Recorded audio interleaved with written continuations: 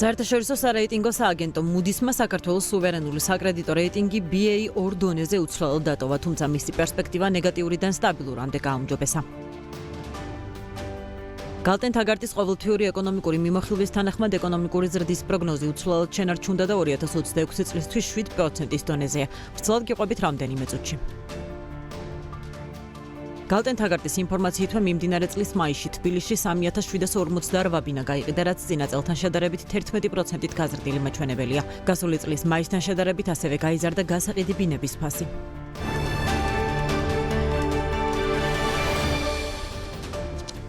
საღამომშვიდობის BMG-ის გუნდის წევრებთან ერთად საქმიან საღამოს წარმოგიდგენთ. ჩვენი გადაცემის ავტორები გიორგი თელორდავა და ბექა ბაციკაძე ვართ. დავიწყოთ.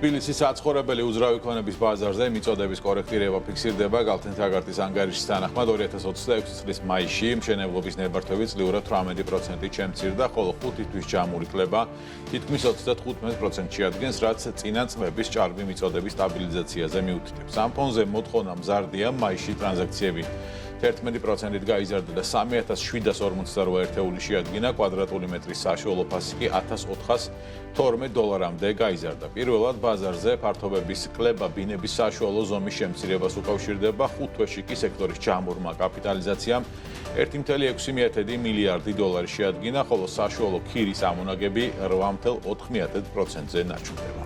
უძრავი ქონების სექტორში კაპიტალის მაღალი კონცენტრაცია ქვეყნის საერთო მაკროეკონომიკურ დინამიკას ეყრდნობა. საინვესტიციო ბანკის პროგნოზით 2026 წლის ეკონომიკური ზრდა 7%-ის დონეზე შენარჩუნდება, რასაც აფუძვლად უდებს 5 თვის საშუალო 7.8%-იანი რეალური ზრდა ფინანსური სექტორისა და საინფორმაციო ტექნოლოგიების ხარჯზე.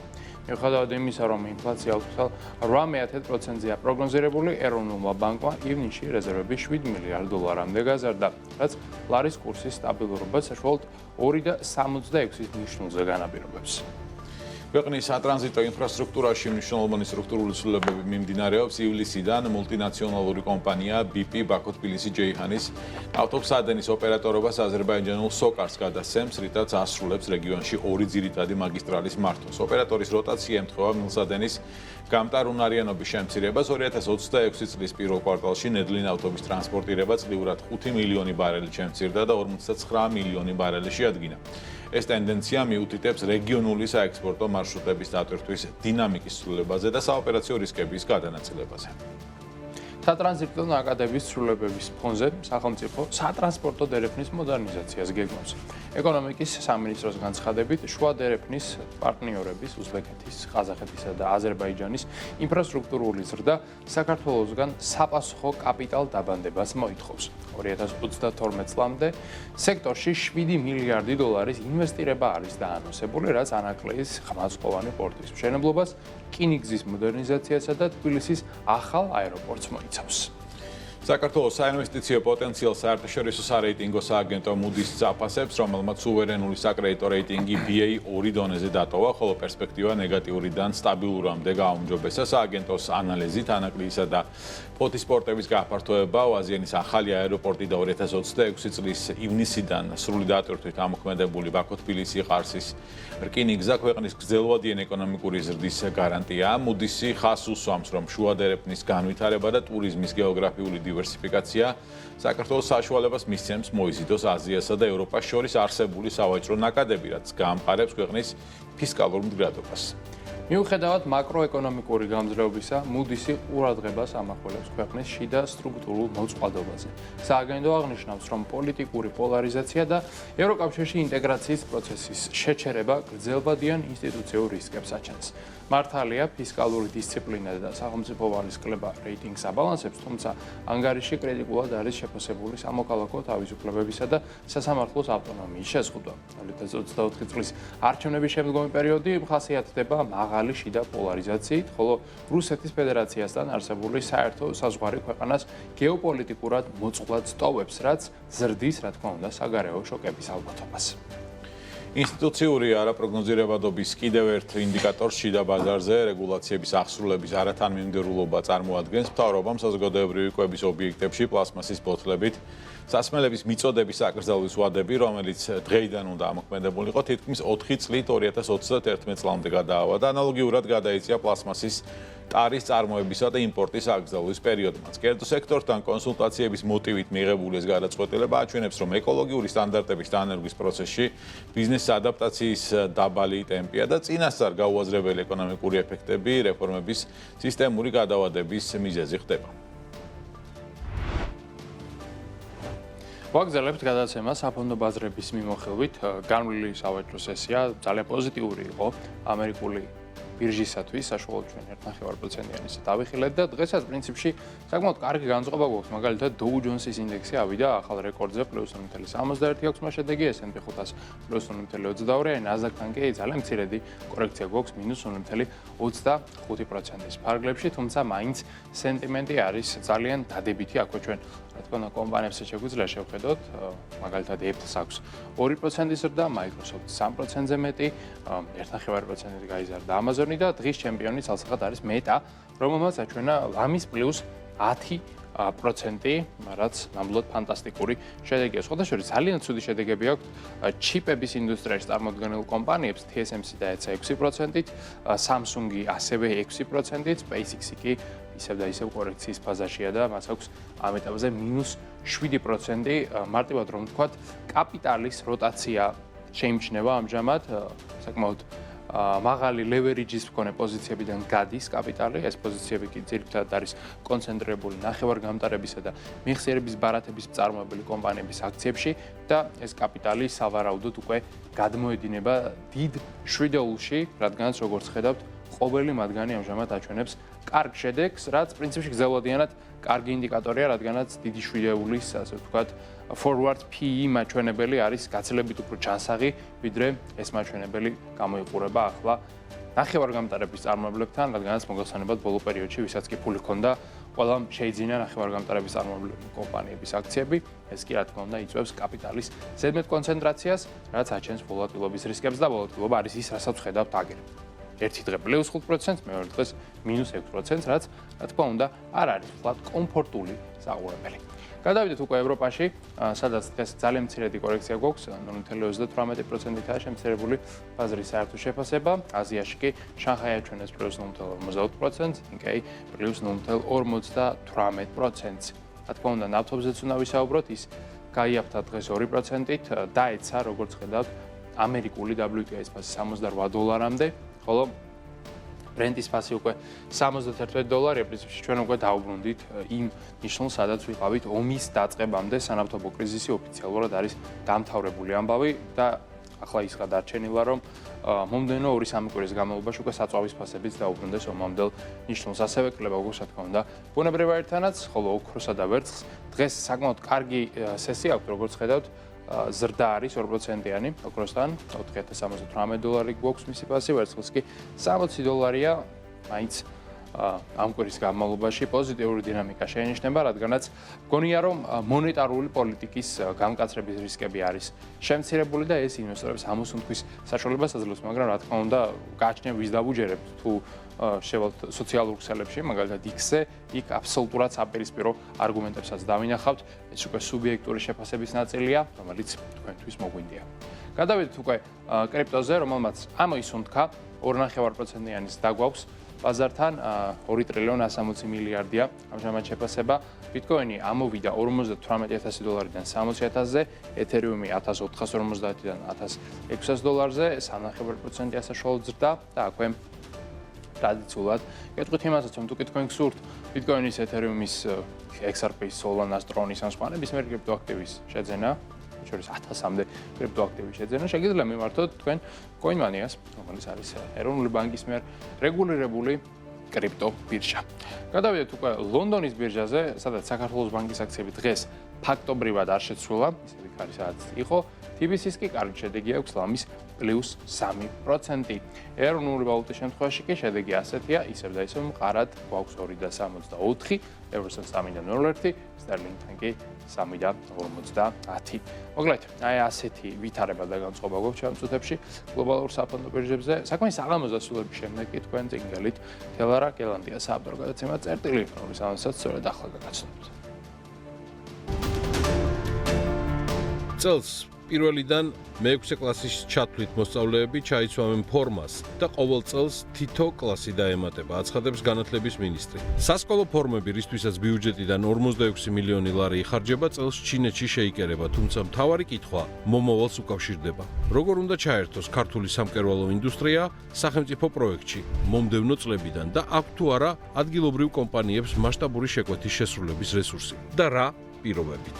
დღეს საღამოს 10-ის ნახევარზე სამკერვალო ბიზნესის ხმა BMG TV-ზე. ივერია ტექსის მფლობელი, ტანსაცმლისა და ფეხსაცმლის მწარმოებელთა ასოციაციის ხელმძღვანელი დავით ბიძინაშვილი. წერტილში თელარა გელანტიასთან ერთად. მსოფლიო ამბებს წარმოგიდგენთ Global Auto Import. სოფლიოში განვითარებული მოვლენებით გავაგრძელებთ საქმე საღამო და დავიწყოთ დონალდ ტრამპისთვის და მისი ოჯახისთვის საკმაოდ სასიამოვნო ინფორმაციით და როგორც ირკვევა გასულ წელს კრიპტოდან, ესე იგი 1.4 მილიარდი დოლარის შემოსავალი მიიღო ამერიკის პრეზიდენტმა და მისმა ოჯახმა. სამთავრობო ეთიკის ოფისში წარადგინეს დოკუმენტი, რომელიც მოიცავდა, ასე ვთქვათ, ტრამპის და მისი ოჯახის შემოსავლებს ეთიკის თვალები გაუფართოვდებოდა და ესეთი არაფერი უნახავთ. ეთიკის კომიტეტში, იმიტომ წარადგინეს, რომ შემდეგ ემერჩიელად, ასე ვთქვათ, რამდენად ეთიკური იყო ეს შემოსავლები, თუმცა ტრამპმა ამასთან დაკავშირებით განცხადება გააკეთა, რომ ისინი კრიპტოს მიმართულებით ინვესტირებას ახორციელებენ და ის არის თავი და თავი იმის, რომ კრიპტო დედაქალაქად იქცა ამერიკის შეერთებული შტატები და ინსაიდერული ინფორმაცია არაფერ შუაშია, უბრალოდ მისი დამსახურებით კრიპტო დედაქალაქ გადავიდა ამერიკის შეერთებულ შტატებში და ამან დამატებითი შემოსავლები დააგენერირა. მოკლედ, რომ გავყვეთ ახლა შემოსავლების სტრუქტურას, საინტერესოა, რა თქმა უნდა, პრეზიდენტის და მისი შვილების მიერ დაფუძნებულმა კომპანია World Liberty Finance-მა თითქმის 800 მილიონი დოლარი გამოიმუშავა. ეს თანხა 520 მილიონზე მეტი ღირებულების კრიპტო ტოკენების გაყიდვასა და ბიზნესის წილების რეალიზაციიდან მიღებულ 250 მილიონ დოლარსაც მოიცავს. ასევე დონალდ ტრამპმა საკუთარი სახელობის ეგრეთ წოდებული მიმკოინების გაყიდვით კიდევ 635 მილიონი დოლარის შემოსავალი მიიღო. როიტერს ტრამპკოინია. ეს ტრამპკოინია. სიხარულით რომ ყიდულობდა ხალხი ტრამპის არჩევის პირველ კვირას, კი. და 635 მილიონიც დააგენერირა აი ამ ვინი ხეირა აგერ გააკეთეს. როიტერს მონაცემებით 2025 წელს თეთრის სახლში დაბრუნების შემდეგ ტრამპის ოჯახის ყველა წევრმა კრიპტოაქტივებით სულ მცირე 2.3 მილიარდი დოლარი გამოიმუშავა. რაც შეეხება პრეზიდენტის ტრადიციულ ბიზნესებს, აქედანაც რა თქმა უნდა აქვს ტრამპის ოჯახის შემოსავალი, გოლფის კლუბების და კურორტების შემოსავალი 15%-ით გაიზარდა. და ჯამში გადააჭარბა 500 მილიონ დოლარს. არსებული ინფორმაციით ფლორიდაში მდებარე მარა-ალგოს კლუბის შემოსავალი 77 მილიონი დოლარი იყო, West Palm Beach-ის კლუბის მაჩვენებელი კი 27%-ით გაიზარდა, ანუ ყველა ბიზნეს მიმართულებაში პრაქტიკულად დონალდ ტრამპის ოჯახს ჰქონდა ზრდა, თუმცა ძირითადი გენერატორი შემოსავლების არის კრიპტო მიმართულება და კარგი ასე ვთქვათ საინვესტიციო ყნოსო აქვს დონალდ ტრამპს ამას შემთხვევით ამერიკის პრეზიდენტი ხომ არ არის და რასაც იტყვის იმას ხომ არ აკეთებენ საცალო ინვესტორები ამერიკის პრეზიდენტია კავშირი ხომ არ არის თან ისეთი რომელმაც კრიპტო დედაქალაქად აქცია ამერიკის შეერთებული შტატებიდან რაღაც კავშირი ხომ არ არის ვითომ დაკენა შემოსავალი ხომ ინსაიდერობა ხომ არ ქვია შენ ხო არ წაგართო გიორგი რამე არა ჩემთვის არ ზაურთმევენ ამაშია საქმე რომ შესანიშნავი კითხები რომ არსებობს ლეგიტიმურია კითხები აქ თუ შენ წახვალ და გოლფ კლუბში დახარჯავ Palm Beach-ზე მაგალითად რაღაც გარკვეულ თანხას შენი დახარჯული თანხაც იქნება 80 მილიონში, რომელიც პრეზიდენტმა აქედან მიიღო. ასევე მედია კომპანიებთან დავების შედეგად სასამართლოებში 80 მილიონი დოლარი გამოიმუშავა და 52 მილიონი დოლარის შემოსავალი დააფიქსირა მისი სახელის გაყიდვით. ანუ ყველაფერს ხედვის ეს უძრავი ქონება, თაუერები და ასე შემდეგ აქედანაც საკმაოდ კარგი შემოსავალი იყო. საგულისხმო რომ უძრავი ქონების სექტორში შემოსავლების ზრდა უფრო ნაკლებად დინამიკური აღმოჩნდა ტრამპის და სამწუხაროდ, თუმცა დინამიკას სხვა მიმართულებებს არ აკრია. ასევე ჩვენ ვახსენეთ ეთიკის კომისია და ვთქვათ ისიც, რომ რაღაც განსაკუთრებული ხმაური ჯერჯერობით არ ყოფილა, თუმცა რაღაც გამოხმაურებები, რა თქმა უნდა, ამასთან დაკავშირებით იქნება, მაგრამ როგორც ტრამპმა თქვა, ის არ არის შეწუხებული ხმა ის და მაინც ამ შემოსავლებით. და თვლის, რომ იმსახურებს მისი ოჯახი იმ შემოსავლებს, რომლებიც დააგენერირა და მისი დამსახურებაა, რომ უამრავ ამერიკელმა მილიონობით და შეიძლება მილიარდობით დოლარი სწორედ მისი პრეზიდენტობის ვადაში იშოვა. კი.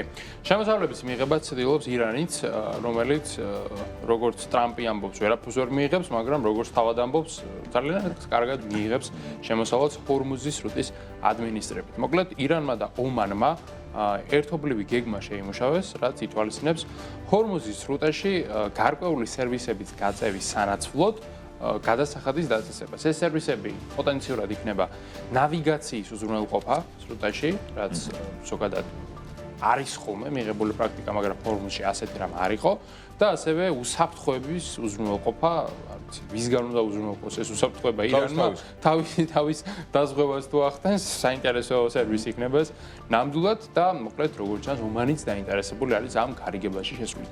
ომანი ძალიან საინტერესო მოთამაშეა, რადგანაც ის არის პრინციპში ერთადერთი რაღაცნაირად ნეიტრალური სახელმწიფო მთელ ამ რეგიონში, რომელთანაც ირანსაც აქვს საკმაოდ ისეთი სტაბილური ურთიერთობა და ამერიკასაც არ აქვს ამდულად ცუდი ურთიერთობა და ამიტომაც ამერიკული მხარე ომანურ მხარეს საკმაოდ ისე მარტივად და გასაგებ ენაზე ელაპარაკება და ეს სერვისის დაწესების ასე ვთქვათ იდეა თავდაპირველ გეგმაშიც იყო გაჟღერებული, რომელზედაც ტრამპმა თქვა, რომ არანაირი გადასახადი ჰორმუზში არ იქნებოდა, მაგრამ როგორც ჩანს, ტრამპი გადასახადს მიიჩნევს სხვა ცნებად და შინაარსად და სერვისის გაწევის გადასახადს მიიჩნევს საერთოდ სხვა შინაარსად, არ ვიცი, აქ იურიდიულ, ასე ვთქვათ, კაზუსებში არ გვინდა გადავიდეთ, მაგრამ ჯერჯერობით არის მოცემულობა ის, რომ განიხილება. რაღაც განიხილება, რაც ალბათ იმ 60 დღიანი პერიოდის ამოწურვის შემდეგ. ხო, ჯამი არ იცვლება, გადასახადი ჩნდება, უბრალოდ რას დავარქმევთ, არ ვიცი. რა მნიშვნელობა გემის ოპერატორი კომპანიისთვის მაგას გადასახადი ერქმევა თუ ხარკი, არანაირი მნიშვნელობა არ აქვს მათემატიკა ხარჯი მოემატებათ, ფასი მოიმატებს ძალიან ფარტივად. აისახება ეს ამ ფასზე და გადავიხდით მაგას ჩვენც მშვენივრად ჩვენი საწვავი შეძენით. კი, აბა ვინ გადაიხდით? ტრამპი ნამდვილად არ გადაიხდით და მისი ოჯახი. გადავიხდით ისევ და ისევ ჩვენ. მოკლედ აქ მოცემულობა ეს არის, მაგრამ ერთი აქ საინტერესო ის არის, რომ მოლაპარაკებები რაც გუშინ წინ უნდა გამართულიყო წესით არ გამართულა, დიდად არც არაფერი გაგვიგია იმ მიმართულებით, რაც მიუთითებს იმაზე, რომ ხარები კუშნერი იქ არის ისე არც შეიძლება ამოვიდა კიდეც უკვე ამ დროის მდგომარეობით რაღა დარჩენია კატარში კაციშვილი არ ელაპარაკება და თავისთვის ხომ არ იქნება მეორე მხარე არ აყავს და მოცემულობა ეგეთია რომ ჯერჯერობით ეს მოლაპარაკებები არის რაღაცნაირად გაჭედილი უაზრო მდგომარეობაში და შიში მაქვს მე პირადად და ეჭვები რომ შეიძლება შაბათ-კვირას ისე მხარეებმა მოიკითხონ ერთმანეთი უფრო ახლო კონტაქტზე გადავიდნენ და იმ ტრადიციას არ უყალატონ რომ ყოველ შაბათ-კვირას ცეცხლი უნდა გახსნან და შემდეგ ორ შაბათს დაასრულონ რათა საბუნდო ბაზარს პოზიტიური სიგნალი მისცენ შაბათ-კვირის შიშების შემდეგ. მოკლედ აქ გვაქვს ჩვენ ასეთი საინტერესო ამბები. კი ბატონო, ჩვენ საუბრობთ იმასთან დაკავშირებით, რომ უკრაინის შეტევების შედეგად საკმაოდ დიდი არეულობა არის რუსეთში და ეს არეულობა გულისხმობს იმას, რომ მოსახლეობა არის ძალიან უკმაყოფილო, შპოთი შიშია, ხელისუფლებაშიც მათ შორის, რომლებიც არ აღიარებენ და ვამბობთ იმას, რომ შიდა პოლიტიკური და ბიზნეს წნეხი, რომელიც შეიძლება რუსეთის შიგნით არსებობდეს, ეს შეიძლება იყოს განმაპირობებელი იმისა, რომ პუტინი ან მოლაპარაკებების მაგიდასთან დასვას, ან რაღაც სხვა ტიპის გადაწყვეტილება მიაღებინოს. არ ვიცი ეს ასე ვთქვათ ფაქტი, რომელსაც მოვყვები ახლა რამდენად შეიძლება ესე გავშალოთ და გადავიტანოთ მთელი რუსეთის ბიზნეს ელიტაზე, თუმცა ფაქტია და შემდეგ ანალიზი თქვენთვის მოგვინდია. ესე იგი ჰერმან გრეფი, ეს არის სბერბანკის ხელმძღვანელი და ერთ-ერთი გულმხურვალე, გულშემატკივარი ვლადიმერ პუტინის სხვათა შორის ომის დამფინანსებელი, ერთ-ერთი. ყველაზე დიდი ბანკია სბერბანკი. სბერბანკი ყველაზე დიდი ბანკია და გრეფიც ეს თქვათ ყველაზე დიდი დამფინანსებელია ერთ-ერთი რუსეთის ხელისუფლების და ის სანქციების TBC-ში არის მოხვედრილი, ამის გამო საკმაოდ კაცრი სანქციებია მის მიმართ დაწესებული. მან თქვა, რომ უკრაინაში ომის დასრულება არის რუსეთის მოქალაქეების და ზოგადად რუსეთისთვის ყველაზე მთავარი ამოცანა და ძალიან სურს ყველას ეს რუსეთში. როგორც გაირკვა ბანკის მმართველმა, შესაბამისი განცხადება აქციონერთა ყოველწლიურ უკრებაზე გააჟღერა. ჰერმან გრეფის თქმით, სამხედრო მოქმედებების შეჩერება ახლა ქვეყნის მთავარი პრიორიტეტი უნდა იყოს და მისი მტკიცებით ეს სურვილი რუსეთის მთელ მოსახლეობას აერთიანებს.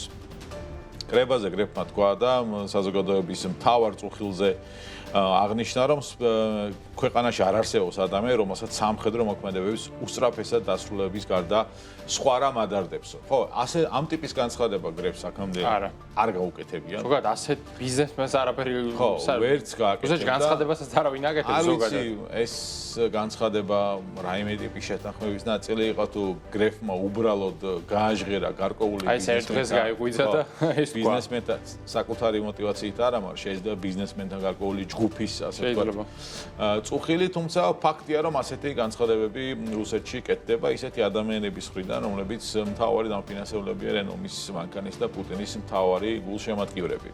რაც შეეხება საზოგადოებრივ განწყობებს, ამას ეფუძნება ალბათ გრეფის განცხადება. Moscow Times-ი წერს, რომ დამოუკიდებელი გამოკითხვები სწორედ ჰერმან გრეფის სიტყვებს ადასტურებს. მედიის ცნობით რუსეთის მოსახლეობის 81% უკრაინას შეჭრის დაუყოვნებლივ შეჩერებას ემხრობა. სამხედრო კამპანიის სრულ გამარჯვებამდე გაგრძელებას კი გამოკითხულთა მხოლოდ 9% ითხოვს.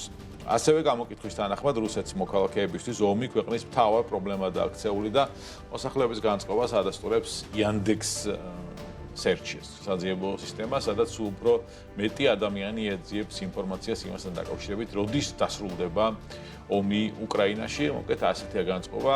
გრეფს თუ რამე მოუვიდა უახლოეს მომავალში, ესე იგი არანაირი თუ გადმოვარდა შემთხვევით სპერბანკის სათავოფისის ბოლო სართულიდან ან თუ დაიკარგა ან მისი თვითმფრინავი თუ ჩამოვარდა, აი გვეცოდინება რა იყო რომ არავის შეთანხმებული არ ყოფილა და თუ არაფერი არ მოვიდა და ვინმე კიდე მსგავს ტიპის განცხადება გააკეთა, ესე იგი რაღაცა პროცესები დაიძრა. ხო, ეგ პროცესები ალბათ უფრო დაჩქარდება, რადგანაც ევროკავშირმა უკრაინას გადაურიცხა 4 მილიარდ 330 მილიონი დოლარი ნაღდი ფულის სახით პირდაპირ ქეშად დაუსვეს ანგარიზე, რათა უკრაინა მიყიდოს უფრო მეტი სამხედრო დრონები და კიდევ უფრო მეტად დაარტყას რუსეთის ფედერაციას. ბოლო პერიოდში საერთოდ რაც ხდება რუსეთში, ყველაფერი ამ დრონების შეტევებთან არის დაკავშირებული, რადგანაც ამას უბრალოდ რუსეთი ვერაფერს ვერ უყედებს. საპასუხო ზომები არ აქვთ და ახლა უფრო მეტად არ ეკნებათ, რადგანაც 4 მილიარდის დრონებით უკრაინას საინტერესო, ასე ვთქვათ, გეგმების განხორციელება შეუძლია და თან ეს იმ 40 დღიანი სუპერ გეგმის ნაწილადაც კი შეიძლება ჩაითვალოს. უკვე მოლაპარაკებები აქვს უკრაინას ძალიან ბევრ კომპანიასთან, რომლებიც ამ ქვეყანას მიაწვდიან საუკეთესო სამხედრო დრონებს, რაც დღეს დედამიწაზე არსებობს. აქ ის უნდა ითქვას, რომ ეს დახმარება არის იმ 90 მილიარდ ევროიანი დახმარების პაკეტის ფუნდამენტური ნაწილი, რომელიც არის დაფინანსებული იდეაში რუსული აქტივებით, უზრუნველყოფილია, უბრალოდ თუ ოდესმე რუსეთი გადაიხდის რეპარაციებს ამ ომის გამო, გასტუმრებული იქნება ეს ვალი, თუ არ გადაიხდის, მარტივი პასუხი აქვს ევროკავშირს, უკრაინას არ მოუწევს ამ თანხის უკან დაბრუნება, უბრალოდ ამას ჩამოაჭრიან რუსეთს იმ გაყინული აქტივებიდან, რაც არის ამჟამად ევროპის იურისდიქციაში და რასაც რუსეთი ვერ ეხება და ვერაფერში ვერ იყენებს. მოკლედ ეს დახმარების პაკეტიც და ის დრონებიც, რომელიც ახლა სავარაუდოდ გაფრინდება ისევ მოსკოვის მიმართულებით, იქნება ისევ და ისევ რუსული ფულით ნაყიდი და აი სპერბანკის მიერ გადარიცხული მილიონებითა და მილიარდები დაფინანსებული. ძალიან საინტერესოა ხანდახან ესე ომი და გეოპოლიტიკა, როგორ შეიძლება შენივე ფული შემოგიტრიალდეს და შენს წინააღმდეგ მოქმედებდეს. ეს კარგი. ნამდვილად. სოფლიო ამბებს წარმოგიდგენთ Global Auto Import.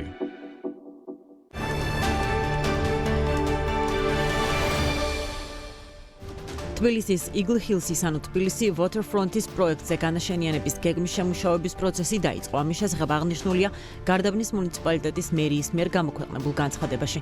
მნიშვნელოვანი ნაწილი სწორედ გარდაბნის საზღვრებში იქნება მოქცეული. მთავრობამ პირდაპირ მომხმარებელთა ნაწილისთვის ენერგეტიკულ ბაზრის გახსნა 1 წლით გადაავადა. ეს ნიშნავს, რომ საქართველოში ენერგეტიკული ბირჟის სრულად გახსნა მერვედ გადავადა. კერძოდ, მთავრობის დადგენილებით 2027 წლის 1 ივლისამდე ბირჟაზე უნდა გასულიყვნენ 35-დან 100-მდე კილოვატი ძაბვის და 6-დან 10-მდე კილოვატი ძაბვის საბოლოო მომხმარებლები. განათლების მეცნიერებისა და ახალგაზრდობის მინისტრის გივი მიქანაძის განცხადებით წელს ფორმას პირველიდან მე-6 კლასელები ჩაიცვამენ და ყოველ წელს თითო კლასი დაემატება, როგორც მა პირველი არხის გადაცემაში აღნიშნა, ბავშვები სასკოლო ფორმების კულტურას შეეგუებიან.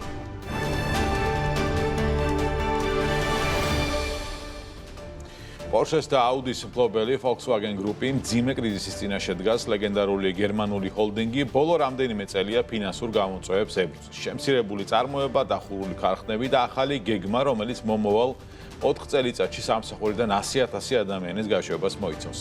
რა ხდება კომპანიის თავს, ამაზე ვრცლად სასაუბროდ ერეკლე ფოლადიშვილი შემოგვიერთდება. ერეკლე საღამომშვიდობი. ბექა საღამომშვიდობისა და მიუსალმები მაყურებელს. Volkswagen Group-ის თავს რომ კარგი არაფერი ხდება, ეს აქედან რომ შეგვიძლია უთხრათ მაყურებელს და წესით ეს არც უნდა იყოს გასაკვირი, თუ გავითვალისწინებთ, რომ ევროპული ტრადიციული ბრენდებისთვის ზოგადი ტენდენციაც ნამდვილად ნეგატიურია. მოდი გადავიდეთ მეტ კონკრეტიკაზე. ინდუსტრიის გერმანული გიგანტის მომგებიანობა მკვეთრი ვარდნა პოსტპანდემიურ პერიოდში დაიწყო. 2025 ფისკალურ წელს მისი კონსოლიდირებული საოპერაციო მოგება 53.5%-ით შემცირდა და 8.9 მილიარდი ევრო შეადგინა. მაშინ, როდესაც 2024 წელს ეს მაჩვენებელი 19.1 მილიარდ ევროს აღწევდა. პროდუქციის გაყიდვებიდან მიღებული საოპერაციო მოგებაც განახევდა და თუ ის 2024 წელს 5.87% შეადგენდა, 2.75%-მდე შემცირდა. აი წმინდა მოგება კი 44.3%-ითაა დაცემული 6.9 მილიარდ ევრომდე. მარჟის ამგვარმა კლებამ ყველაზე მძიმედ დაარტყა პრემიუმ სეგმენტს. Porsche-ს საოპერაციო მოგება 5.3 მილიარდი ევროდან სულ რაღაც 1 წელიწადში 100 მილიონ ევრომდე შემცირდა. წმინდად ფინანსური მაჩვენებლებიდან უფრო საწარმოო მონაცემებზეც რომ გადავინაცვლოთ, სადაც მდგომარეობა არანაკლებ მძიმეა, ამაზე შემიძლია გითხრათ ის, რომ კომპანიის უმსხვილესი ადგილობრივი ქარხნები, მათ შორის ემდენში, ჰანოვერში, ცვიკაუსა და ნევარსკულმში მდებარე საწარმოები, რომლებსაც წლიურად ჯამურად 1.3 მილიონი ავტომობილის აწყობის რესურსი აქვს, ამჟამად მხოლოდ 9 დატვირთვით მუშაობენ და 600,000-დან 650,000-მდე ერთეულს უშვებენ. როცა ჭარბია რესურსი, მცირედია წარმოება და არ არის საკმარისი შემოსავალი, ეს პირდაპირი გარანტიაა იმისა, რომ საჭირო გახდება ქარხნების შეჩერება. მართალია ჯერ შეზღუდვების ზემოხსენებულ 4 ფაბრიკას და იქ მდებარე ზოგადად ინდუსტრიას არ მიდგომია, თუმცა Volkswagen-ი იძულებული გახდა დეკემბერში დრეზდენში მდებარე ქარხანას სამუდამოდ დაეხურა. ეს კორპორაციისთვის ისტორიული მნიშვნელობის დარტყმა იყო, რადგან გერმანულ კონცერნს ადგილობრივი ქარხანა აქამდე არასდროს გაუჩერებია. სადაც შიდა წარმოებას შეელვნენ, უფრო მარტივად დათმეს უცხოეთის. კომპანიამ ბრიუსელის აუდის ქარხანაც რამდენიმე თვის წინ დახურა და 3,000-მდე სამუშაო ადგილი გააუქმა. წარმოებას აზრი რომ ჰქონოდა Volkswagen-მა ლეგენდარული გოლფის წარმოება გერმანიიდან მექსიკის ქალაქ პუებლაში გადაიტანა. ვითარება რომ მძიმეა, ამაში უკვე უჩემოდაც დარწმუნდებოდით, თუმცა რა კონკრეტულმა მიზეზებმა განაპირობა ეს და რა რიცხვები მოწმობს ამას, სწორედ ამაზე უნდა გავამახვილოთ ახლა ყურადღება. უპირველეს ყოვლისა ვარდნის მთავარი განმაპირობებელი ჩინეთი და ჩინეთის ბაზარზე პოზიციების დაკარგვაა. Volkswagen-ი, რომელიც ისტორიულად ჩინეთის ბაზრის ლიდერი იყო, 2025 წელს მესამე ადგილზე ჩამოქვეითდა. მისი ადგილი კი ცხადია, BYD-მ დაიკავა სხვა ვინ. ადგილობრივ ბაზარზე კომპანიამ პროდუქციის მიწოდება 8%-ით უკვე შეამცირა და 2025 წლის სტატისტიკით 2.79 მილიონი ერთეული გაყიდა. ეს კლება კიდევ უფრო გააღრმავა ელექტრომობილების გაყიდვებიდან 44%-იანმა ვარდნამ, რაც გამოწვეული იყო ქვეყნის შიგნით ახალი NEV-ის ტიპის ავტომობილების სწრაფი დანერგვით. Volkswagen-ს ცალკე თავისტკივილად ექცა ტექნოლოგიური განვითარება, რამხრივაც ის ბაზარს ბოლო წლებია სერიოზულად ჩამორჩა. კომპანიის პროგრამული უზრუნველყოფის დეპარტამენტმა კარიადმა მილიარდობით ევროს საოპერაციო ზარალი განიცადა. მათ შორის 2025 წელს, მხოლოდ 2025 წელს უარყოფითმა შედეგმა 2.2 მილიარდი ევრო შეადგინა. კომპანიის სპეციალისტები ვერ ახერხებენ დაეწიონ ბაზრის თანამედროვე სტანდარტებს და ამით აზარალებენ თავად ბრენდსაც, რადგან მან უკვე რამდენიმე ახალი ავტომობილის დროულად ჩაშვება ვერ შეძლო. კიდევ ერთი მიზეზი უნდა ვახსენოთ, რაც არა ზოგადად ტენდენციას, არამედ ერთ ადამიანს და მის გადაწყვეტილებებს უკავშირდება. ვსაუბრობ დონალდ ტრამპზე და მის ტარიფებზე, რის ფონზეც ბრენდს პროდუქციის შტატებში შეტანა 1.3 მილიარდი ევროთი მეტი დაუჭდა. თუ იკითხავთ, რა არის გამოსავალიო, ამ კითხვებზე პასუხი კომპანიის აღმასრულებელმა დირექტორმა ოლივერ ბლუმმა უკვე იპოვა. ოღონდაც ისიც იმდენად მტკივნეული იქნება, რამდენადაც ბოლო წლების მდგომარეობაა. არსებული გამოწვევების დასაძლევად Volkswagen-ის ხელმძღვანელობამ შეიმუშავა 2030 წელზე მორგებული სტრატეგია, რომლის ფარგლებშიც სამსახურის დატოვება 100,000-მდე თანამშრომელს მოუწევს. რესტრუქტურიზაციის გეგმა ითვალისწინებს ხარჯების 11 მილიარდი ევროთი შემცირებას, რის ფონზეც კომპანია არაერთი ქარხნის სამუდამო დახურვასაც გეგმავს. ამას ვინჩივის Škodas, Audis, Lamborghinis, Bentley's, Porsche-s, MAN-ის, Scania-s თუ სხვა სახელგანთქმული ბრენდების გამაერთიანებელი ჰოლდინგი რეალურად მსჯელობს მათ ცალ-ცალკე გაყიდვაზე. ყველაფერი ეს კი იმისთვის, რომ 2030 წლისთვის მოგების მარჟა გაიზარდოს და კომპანია ისევ შემოსავლიანი გახდეს. მოახერხებს თუ არა Volkswagen-ი ამ მიზნის მიღწევას, მხოლოდ დრო გვეტყვის. თუმცა ის, რომ აღმოსავლეთიდან ჩინეთმა, დასავლეთიდან კი ტრამპმა ევროპული ავტოინდუსტრია მძიმე მდგომარეობაში ჩააგდო, ამაზე უკვე აღარავინ დაობს. მსოფლიოს მასშტაბით 100-მდე ავტომწარმოებელი კომპანიაა რეგისტრირებული, რომელთა ჯამური საბაზრო კაპიტალიზაცია $3 ტრილიონ აჭარბებს. ამ სექტორში წარმოდგენილი ზოგიერთი ბრენდი 100 წლიან ისტორიას ითვლის. ზოგიც კი სულ ახლახან შეიქმნა, მაგრამ უმოკლეს პერიოდში უდიდეს წარმატებას მიაღწია. ამ მიმართულებით ევროპა ნამდვილი პიონერია, სადაც თავს ყველაზე ცნობილი და პრესტიჟული ბრენდები იყრიან. ამჯერად გაგაცნობთ უმსხვილესი ევროპული ავტომწარმოებელი კომპანიების რეიტინგს საბაზრო კაპიტალიზაციის მიხედვით. საუბარი უნდა დავიწყოთ Ferrari-ით. Enzo Ferraris მიერ 1939 წელს შექმნილი კომპანიით და ბრენდით, რომელიც ალბათ ასოცირდება არა მარტო სიჩქარესთან, არამედ ხარისხთან. ეს არის ბრენდი, რომელმაც პირველი ავტომობილი 1947 წელს გამოუშვა, ფაქტობრივად ომის დროს არც არავის ეცალა მისთვის, თუმცა მნიშვნელოვანი რაც უნდა იცოდეთ და მინდა რომ მივაახლოვოთ ეკრანი ამ შემთხვევაში თვითონ ავტომობილთან, არის ის, რომ ფერი, რომელიც შერჩეულია და რომელიც იქცა ფაქტობრივად Ferrari-ის განუყოფელ ნაწილად, დაკავშირებული იყო იმ პერიოდში რეგულაციებთან, რის გამოც Enzo Ferraris არ მიეცა საშუალება, რომ სხვა ფერის ავტომობილი შეექმნა, როცა საუბარი იყო სპორტულ ავტომობილებზე და სწორედ ეს ფერი შეირჩა და შერჩა კიდევაც. რაც შეეხება იმ ლოგოს, რომელსაც ახლა თქვენ ხედავთ და რომელიც განუყოფელი ნაწილია Ferraris-ის, ის პირველი მსოფლიო ომის დროს ლეგენდარულ იტალიელ მფრინავს უკავშირდება, რომლის თვითმფრინავზეც იყო გამოსახული ეს ცხენი და მოეწონა Enzo Ferraris ეს გამოსახულება და აქცია თავის სიმბოლოდ. ფაქტობრივად Ferrari თვითმფრინავით დაფრინავს და ამით არის განპირობებული ფაქტობრივად ეს არჩევანი. სხვათა შორის მისი შეფასება ამჟამად ის საფონდო ბირჟაზე ცხადია ივაჭრება, მისი შეფასება არის 65.5 მილიარდი, თუმცა აქ ბევრი სხვა საინტერესო დეტალიც არის, რაც აუცილებლად უნდა იცოდეთ. უპირველეს ყოვლისა ის, რომ Ferrari არ არის ის ბრენდი, რომელსაც ყველგან შეხვდებით. Ferrari-ის ავტომობილებს ყველა ადამიანი ვერ შეიძენს, რამდენი ფულიც არ უნდა ჰქონდეს. თუ დაინახავთ ქუჩაში Ferrari-ს, ესე იგი ის ადამიანი, რომელსაც პატივი დასდო აქეთ Ferrari-მა, რომ მისი ავტომობილით ესარგებლად, ძალიან დიდი ხნის განმავლობაში იყო ერთგული მომხმარებელი და არსებობს ესეთი სლოგანიც, რომ Ferrari-ს კი არ ირჩევ, არამედ Ferrari გირჩევს შენ.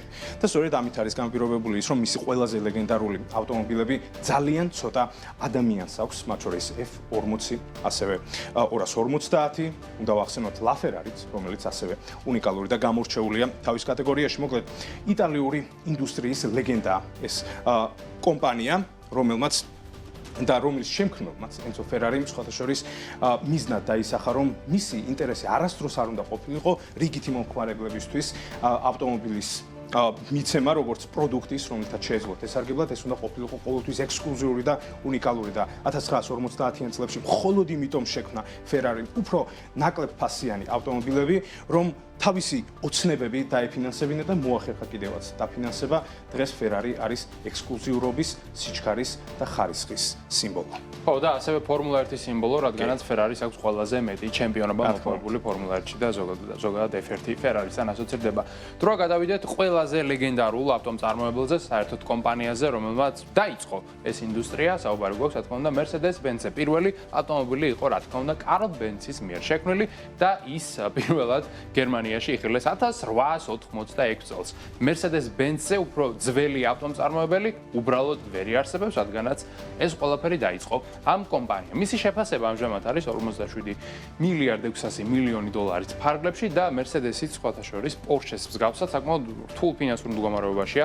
ამჟამად იგივე მიზეზებიდან გამომდინარე ჩინეთში ელექტრომობილების გაყიდვები არის შემცირებული, ამერიკაში არის დაწესებული ტარიფები და ევროპაშიც დიდად სწრაფი ავტომობილების შეძენა აღარავის სურს, იქ საერთოდ სხვა ხედვა და მოლოდინები აქვთ ამჟამად. რა უნდა ვთქვათ, Mercedes პირველი ის რომ ის აბსოლუტურად ყველა კატეგორიაში დომინირებს და ერთადერთი მწარმოებელია დედამიწაზე, რომელსაც ერთდროულად ყავს სპორტკარები, SUV-ები, ასევე სატვირთოები, სპეცტექნიკა და ფორმულა 1. თანაც როგორი ფორმულა 1 ბოლო პერიოდის განმავლობაში, ბოლო 20 წელში ყველაზე წარმატებული გუნდი იყო სწორედ Mercedes-ის F1-ის გუნდი, რომელსაც უწოდებენ Silver Arrows, ანუ ვერცხლისფერ ისრებს. ვერცხლისფერი ისრები კი იქიდან გამომდინარეობს, რომ Mercedes-ის სტანდარტული ფერი, თუ კი Ferrari-ის შემთხვევაში არის წითელი, არის ვერცხლისფერი, ანუ ორიგინალში Mercedes-ი ყოველთვის უნდა იყოს ვერცხლისფერი. ასევე ყველაზე ძვირადღირებული ავტომობილი, რაც ოდესმე გაყიდულა აუქციონზე არის Mercedes. ის გაიყიდა $153 მილიონ და ის იყო Mercedes 300 SLR-ი, სულ ერთი ცალი ეგეთი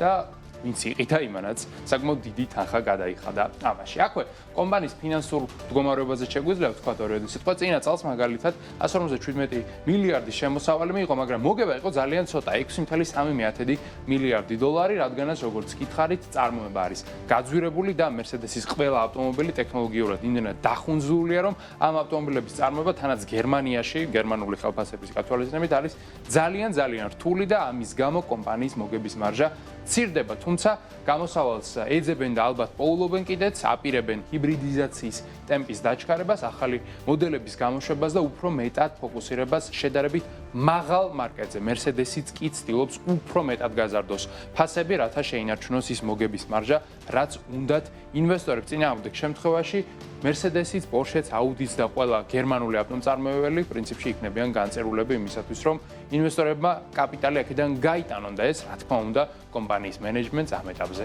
არ სურს. ნამდვილად უნდა ვთქვა ის, რომ გიორგის მხრიდან ასეთ შეფასება Mercedes-ის მათ შორის არის განპირობებული იმით, რომ თვითონაც ფლობს შესანიშნავ Mercedes. ასევე ვერცხლისფერს. კი, ასევე ვერცხლისფერს, რაც არის ერთ-ერთი განპირობებული შესანიშნავი ავტომობილია და დასტურია იმის, რომ გერმანული ხარისხი ნამდვილად ყველგან იგრძნობა. მოკლედ უნდა გადავიდეთ შემდეგ კომპანიაზე, რომელიც ასევე გერმანიასთან არის დაკავშირებული, Porsche-ზე. ბრენდზე, რომელიც 1931 წელს ჩამოყალიბდა Ferdinand Porsche-მ. ჩამოყალიბდა ის და სხვადასხვა თვითონ Ferdinand-ი გამორჩეული ადამიანი იყო, იმით რომ ის დიდი ხნის განმავლობაში ინტერესდებოდა იმით, რომ შეექმნა ისეთი ავტომობილები, რომლებიც სხვადასხვა Porsche-საგან განსხვავებით იქნებოდა სწრაფი და თან მომხმარებელზე მორგებული. ანუ ჩვენ თუ Ferrari-ს ძალიან იშვიათად ნახავთ ქუჩაში, Porsche გაცილებით უფრო ხშირად გამოჩნდება ქუჩებში, იმიტომ რომ ის გაცილებით უფრო ხელმისაწვდომია და მასზე ისეთი შეზღუდვები არ არის, როგორც Ferrari-ის შემთხვევაში.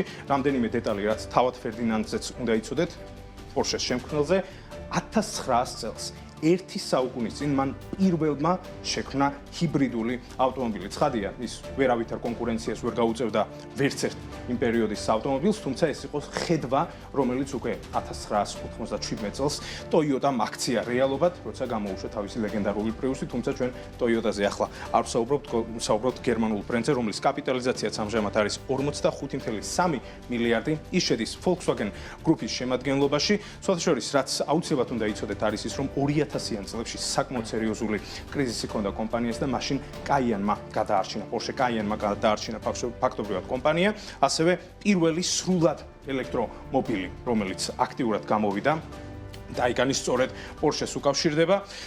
შეგვიძლია ვთქვათ, რომ Porsche არის ერთ-ერთი სიმბოლო, ასევე გერმანული ავტოინდუსტრიის სიძლიერისა, რომელიც რჩება ბაზარზე ძლიერ მოთამაშედ. კი, და საინტერესო აქ ის არის, რომ Porsche სათავეს იღებს ერთი არა გამორჩეული ბრენდისგან, Volkswagen-ისგან, რომელიც რა თქმა უნდა არის ამ რეიტინგში წარმოდგენილი. Volkswagen-ი, ანუ იგივე სახალხო ავტომობილი, თავისი სახელით გვეუბნება, რაც არის. ეს არის ბრენდი, რომელიც არის გათვლილი მასებზე და Volkswagen-ის იდეა პრინციპში არის სახელმწიფოს მიერ ნაკარნახევი და ამ სახელმწიფოს სათავეში იყო Adolf Hitler-ი, რომელმაც მიიღო გადაწყვეტილება, რომ შეექმნა საკმაოდ ხელმისაწვდომი ავტომობილი ყველა გერმანელისათვის და ეს დავალება მისცა Ferdinand Porsche-ს, აი იმ ადამიანს, რომელმაც Porsche დააფუძნა. უბრალოდ Ferdinand-ის პირველი შემოქმედება არ იყო Porsche, არამედ იყო Volkswagen-ი, კერძოდ Volkswagen ხოჭო, რომელიც ალბათ ყველამ ძალიან კარგად იცით, რაც არის. აი იქიდან გახდა 911 იმად, რაც დღეს არის ხოჭოს, ასე ვთქვათ, ტრანსფორმაცია და მეტამორფოზა არის 911 რეალურად, ამიტომაც საინტერესო რომ Volkswagen-სა და Porsche შორის ეს კავშირი ნამდვილად არსებობს. უშუალოდ Volkswagen-ს რაც შეეხება, მისი კაპიტალიზაცია, ანუ არა ჰოლდინგის, არამედ აი ამ ბრენდის კაპიტალიზაცია არის, როგორც ხედავთ, თითქმის 40 მილიარდი დოლარი და ბოლო პერიოდში ის არის შემცირებული ძალიან მკვეთრად, რადგანაც როგორც ერეკლემ ისაუბრა რამდენიმე წუთის წინ, გაყიდვების მიმართულებით და მოგების მარჯის მიმართულებით აქ კარგად საქმე ნამდვილად არ აქვთ. პრინციპში ერთადერთი მიმართულება, რაც კიდევ სუნთქავს და ძლიერად გამოიყურება, ეს არის გოლფის მიმართულება და გოლფი არის სხვათა შორის ისტორიაში ყველაზე წარმატებული ჰეჩბექი, რაც კი საერთოდ ოდესმე ყოფილა როგორც ევროპის კონტინენტზე, ასევე ევროპის ფარგლებს გარეთაც. Volkswagen-ი ზოგადად ლეგენდარული ბრენდია, ძალიან ინოვაციური ბრენდია, მაგრამ ბოლო პერიოდში რაც ელექტრიფიკაცია გადაწყვიტეს, აი ეგ ბრწყინვალება რაღაცნაირად დაკარგეს, მაგრამ იმედი ვიქონიოთ, რომ ისინი დაბრუნდებიან და ისევ იმ ფორმაში იქნებიან, როგორშიც უნდა იყვნენ გერმანელი ინჟინრები. და ბოლოს უნდა ვახსენოთ BMW, ბაიროში მოთხოვება, არ ვიცი, ყველა სახელი რაც შეიძლება გქონდეს, BMW, ყველა ვარიანტი მოგვისმენია. ეს არის ბრენდი, რომელიც ალბათ Mercedes-ის შემდეგ ყველაზე მეტად ასოცირდება რიგითი მომხმარებლებისთვის გერმანიასთან. მისი კაპიტალიზაცია არის 39.5 მილიარდი. BMW არის ბრენდი, რომელსაც სხვათა შორის საქართველოში ყავს მთელ მსოფლიოში ერთი თუ არა ყველაზე დიდი ფან-კლუბი.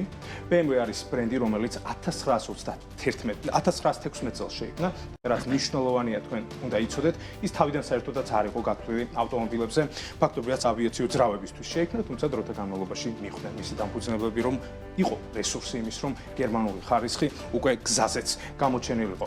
მოკლედ რომ შევაჯამოთ და ვთქვათ BMW-ზე ორი სიტყვა, BMW არის ბრენდი, რომელსაც ყავს ფაქტობრივად ყველა კატეგორიაში ავტომობილები და ის ასევე ასოცირდება გერმანულ ხარისხთან. ხო, და M5, რომელსაც ახლა ხედავთ, ფანტასტიკური ავტომობილია. თუ გაქვთ საშუალება, გირჩევთ, გატესტოთ, ნახოთ და თავად დაინახოთ ის რა შეუძლიათ გერმანელ ინჟინერებს. მოკლედ, აი ასეთი იყო რეიტინგი ტოპ 5 უმსხვილესი ევროპული ავტომწარმოებელი კომპანიისა. ჩვენ კი საქმე საღამოს ისევ და ისევ აგრძელებთ ძალიან საინტერესო საავტომობილო თემატიკით.